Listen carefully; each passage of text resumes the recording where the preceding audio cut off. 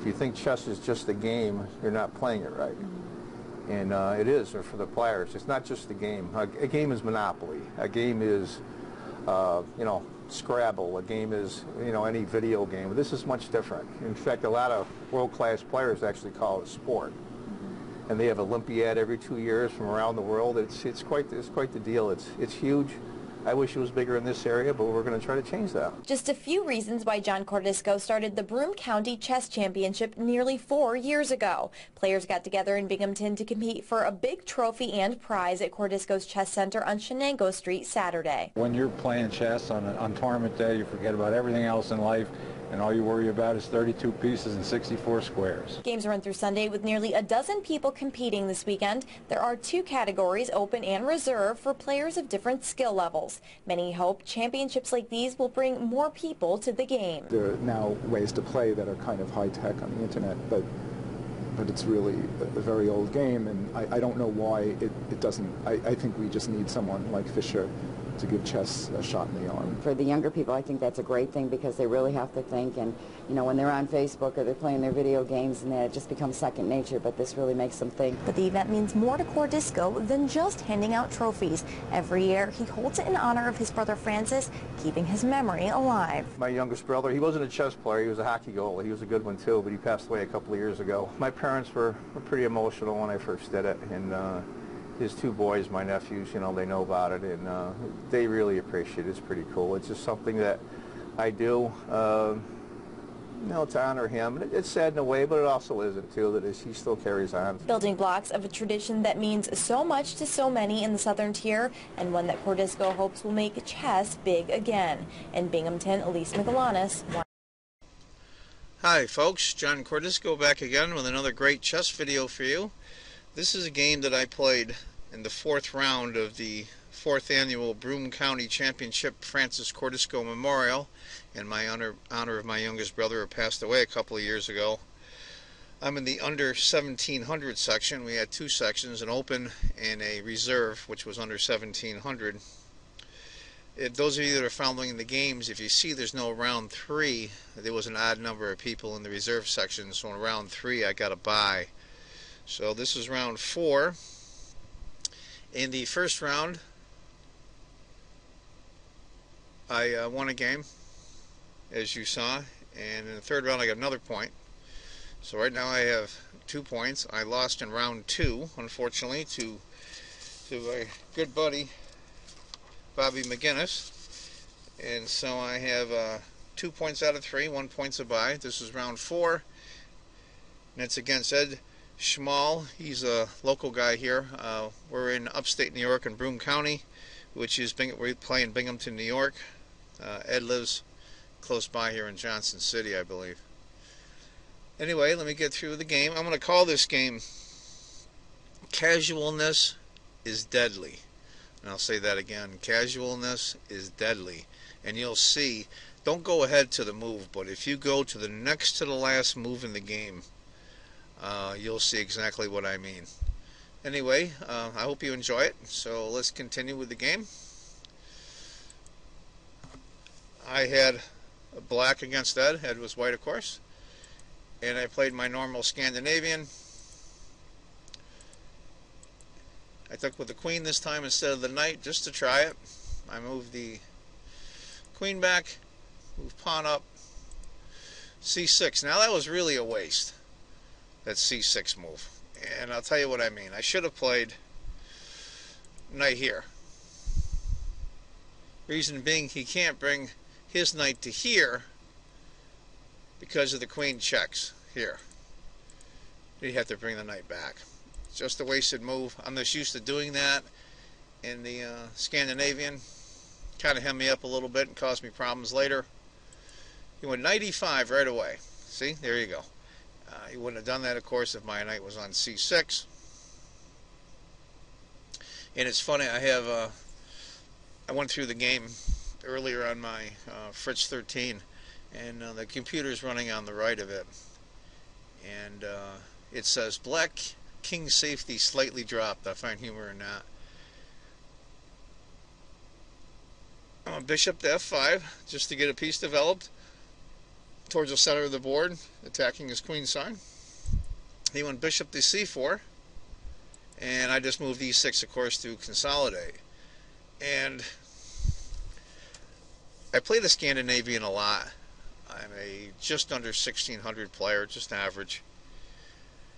And I seem to get in this jam a lot with the Scandinavian when I get behind on development. And it's funny, it says here on the computer, black is behind in development. No kidding, thanks for telling me. He went bishop to f4. Now what I probably should have done here is move my queen here. And, you know, if he guards, I can always come back to here. There's a lot of good places to go. What I ended up doing was I moved it right back to d8. Probably not a good idea, but... Now he went h3 here. I don't know why. I'm assuming he didn't want my bishop to come here and hit his queen. I mean, he had plenty. He could have blocked it with a bishop here. He could have put the knight here. He could have moved the pawn up. Or he was considering a pawn storm maybe, and he changed his mind. I really don't know. I decided to get my other knight in the game, and Ed castled. Now we're looking at the score here. It's about a 0.3 advantage for white. So at this level, you might as well say it's dead even. Considering I'm behind in development, I guess I'm not so bad. I went knight to d5. I'm hoping he's going to take. But what he did was he moved bishop to h2, which was interesting. Obviously, he wanted to keep his dark squared bishop. I'm surprised he didn't just take the knight. I took his knight there. He took back with the bishop. And it's showing the score at about 0.02 for white, so we'll say dead even. Now, I thought about this for a while. I probably should have developed my dark squared bishop and then castle, got my king out of the center of the board. But I decided to go for it a little bit. Maybe put a little psychological pressure.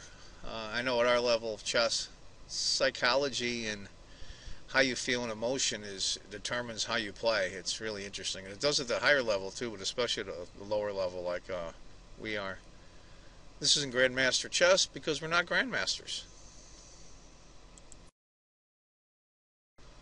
Also, I was kind of hoping that he would move his g-pawn here. Since he already moved his h-pawn, I would weaken his defenses a little bit, but he didn't do that. He did something that was totally unexpected. He went f4. Now, I'm watching the computer here and my score is slowly going up. I'm almost one pawn up. I'll tell you, he's got his h-pawn moved, he's got his f-pawn moved. Now, he's basically hemmed in his dark squared bishop, and I'm thinking, oh boy, you know, I might have a decent attack going here. Maybe I'll push my h and g pawns, you know, get him up here, push pawns here and here, open it up a little bit, maybe even castle long. I had all kinds of things going on here, so I just moved my queen, keep her on the file with the king, and he played knight takes. Now, I hemmed and hawed about which pawn to take with. All the books tell you capture towards the center, but for some reason it just didn't seem right. I mean, that open C file wouldn't have done me a bit of good. I know I'm opening up my king, but I'm going to be castling shortly, so I wasn't concerned. I took with the e-pawn, and the computer bore out the fact that I made the right move. And it also threatens his bishop. He moved bishop to d3. Now, I gave this some thought. Either way, he's going to double his pawns. So I was just wondering if he was going to recapture with the pawn or the queen first. So I took his bishop. Now, if you go back and look here, that bishop isn't really that strong for me. A lot of my center pawns are on light squares. I figured it was a time to just double his pawns, just to do it. He took with the queen, I took, and he took. Now, at this point, I'm feeling pretty good here. I'm in a pretty good position. It looks like I'm not going to castle, so that's fine. There's no queens on the board. I have no double pawns. All my pawns are in good shape, and he has a double pair right in the center. I'm thinking, okay, maybe I can figure out a way to attack one or both of those pawns. And I'm feeling pretty comfortable at this point. I went f6, chase off his bishop. Now, it's funny, when I Made my next move. I moved my king up to attack the bishop. I was really upset.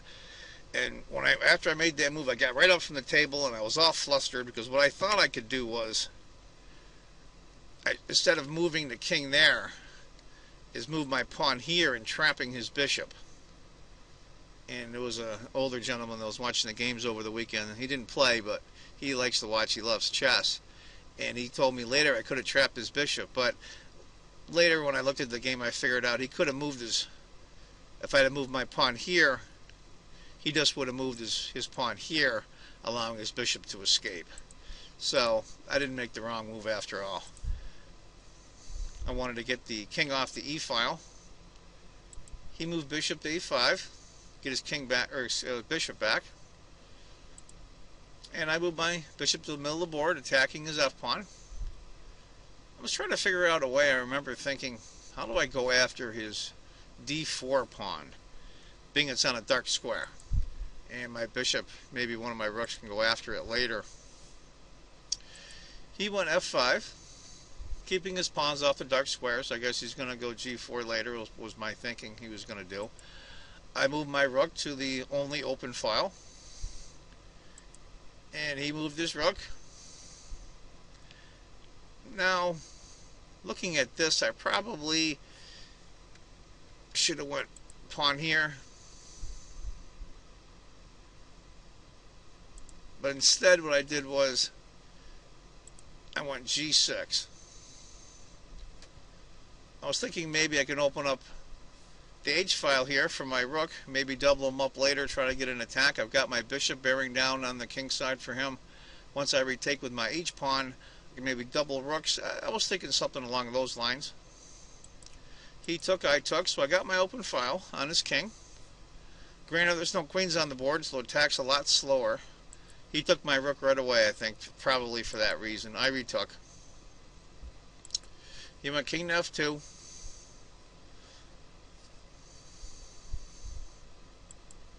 And I chased his bishop. He moved his bishop to d2. Now at this point, I don't know what I was thinking. What I should have done was things like along the lines are move my f pawn here, and then maybe move my bishop here into here to put pressure on his d pawn. I didn't do that. I went a5 for whatever reason. I don't know. I didn't think he was going to push, and he did. Now I'm pretty much stuck. I can't move my b pawn at all because the a pawn is hanging, and I'm thinking, oh boy, you know, what have I done now? I remember thinking, oh boy, you know, what have I done now? But, you know, I got my composure back, and I thought of this move. I don't know why. I should have went along with my plan, like I said before, move my pawn here, my bishop here or here to bring it up to attack his d pawn here. I didn't do that. What I did was instead, I moved bishop to b4. What I was kind of thinking at the time is, I can get into a rook endgame. I'm in pretty good shape. He's got double pawns. I didn't think he would trade because I thought it wasn't to his advantage, but it's exactly what he did. I retook. I'm going, okay. Alright. He went b3. Okay, regroup now. I went thinking to myself, okay, let's go rook to a8. And the threat being, of course, my pawn here. So he went g4. He's bringing his pawns up. And I went b5. Thinking, okay, I'm in good shape now. You know, I'm going to have, he can't take. I'm going to play b takes a the next move. He'll play b takes a, and I'll have a b passer. Well, guess what? He went a5, of course. And I'm like, oh man, here we go. You know, another miscalculation. Now, for whatever it's worth, department, the computer shows the score of the game now is about 0.6 advantage for white, which is really nothing. So we're basically even. Okay, I cleared my head a little bit and I went d6. He's bringing his king up. I'll try to cut him off. I can always come back with my rook to stop the passed a pawn. I'm a little aggravated at the fact he's got a passed a pawn. That was my own fault. He went king f4. And I went c5. I wanted to open this up. What I'm thinking is, if he takes my c pawn, I retake with the king, and then bring the king up here. And he's going to have 1, 2. Really, this a pawn is really isolated as well, because it's cut off from the b pawn. What he did instead was he went a6. And I thought, oh, great, I'm back in the game. That was a mistake. I can push my c pawn right through now. Now my king's going to come up. His king can't cross over to guard. The rook's guarding that file. I'm feeling a lot better at this point. He played takes, I played takes. He went a7. Now it's interesting, when I ran through the computer, it showed a really neat line. I went a8 the next move. I went a8 the next move to stop the pawn.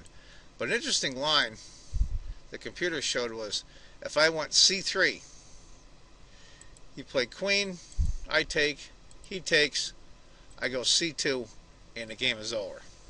Which could have very well happened. But it didn't. I went rook to a8. Now he played takes, takes, rook to a4. Now this is a very interesting pawn and rook ending. It's one of the odd things in chess that the less pieces that are on the board, the more complicated it is.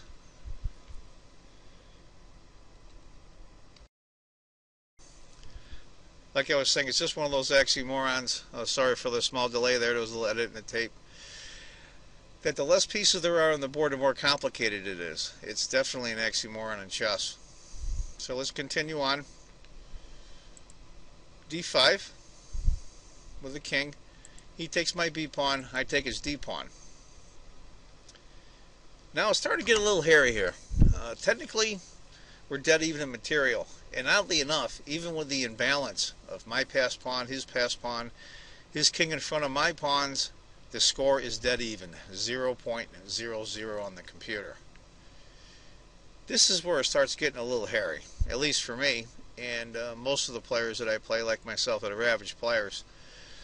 These end games are a lot more nerve-wracking, but they're a lot more fun to play as well. He went rook to a4. I thought to myself, okay, let me get my king out so I can move my pawn.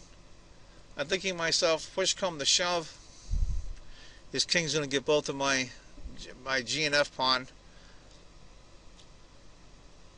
I'm going to end up getting his a pawn, worst case scenario. It'll still probably be a draw. Even if he has to sacrifice his rook for my c pawn, it's going to be my rook against his two connected pass pawns, the h and the g pawn, with his king helping them and my king way out of play. It's probably a draw. He went rook to a6. I'm thinking to myself, oh boy, here we go. That scenario is going to happen. He's going to get both of my g and f pawns and then later sack his rook for the c pawn, and I'm going to have a rook against two connected passers, probably a draw. And I just continued to move my pawn. He took the f pawn. Now the score went really, really high when he took my f pawn. Let me go back a move here. The suggested move is rook to a3, instead of rook takes f6, stopping my pawn. Probably that same scenario, that he sacrifices his rook for the c pawn after he gets my g and f pawns. He took, I took, he went rook to d6 check. Now right now, the score is way in my favor. It's almost 2 points up, almost 2 pawns up. And at this point I'm looking at, well, At least I have my G pawn. I might be able to bring my king back in time to stop one of his pawns. We'll have to see how it works. I don't think I'm going to lose this game. The worst I can do is draw. And I really needed to win to stay in the hunt for the first place in the section. I played king to c2. He played rook takes g-pawn. Thinking, okay, here we go. I got one pawn left. Now I looked at this for a long time, and there's only one really thing I could think of, is guard my c-pawn with everything I have. Okay, now I'm thinking he can't bring his rook to the c-file to sacrifice the pawn. Let's see if he's going to bring his rook around and maneuver and to try to stop my pawn. He went rook to d6. I give this a lot of thought. I thought to myself, okay, I'm just going to bring my king down and shoulder my pawn.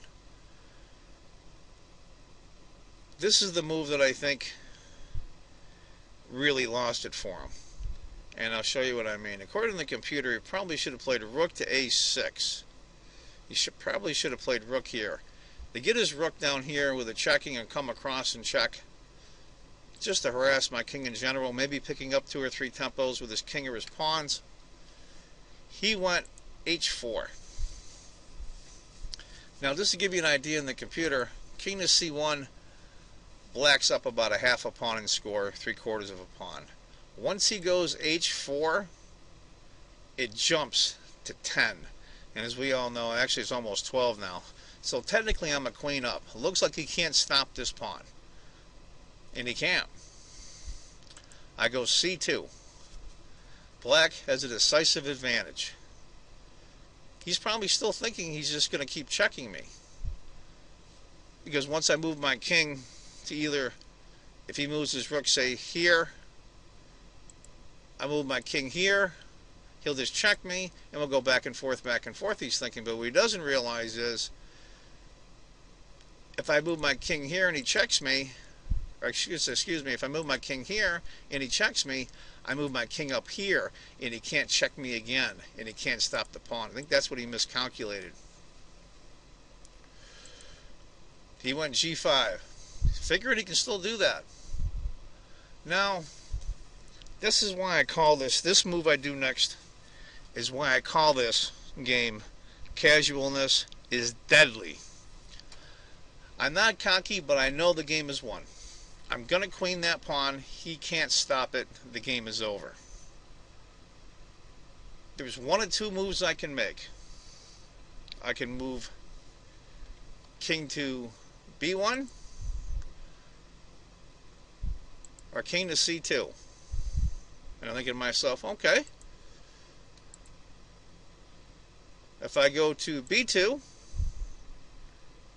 and he checks me here, I'll just move my king here. Game over.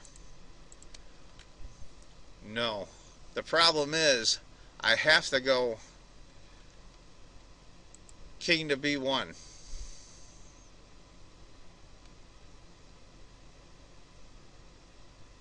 But what I did was, I went king to b2. Now, can all of you see what a huge mistake that is? The move before that, I was up by 20 points. That's 2 full queens. When I moved king to b2, it went to dead 0. Dead draw. He moved next. I didn't even see this until I went over the game later. He went rook to b6 check. What he should have done was moved his rook here, stopping the advance of my pawn. And once I have to move the king, he takes the pawn with his rook, and this king and 2 pawns will draw.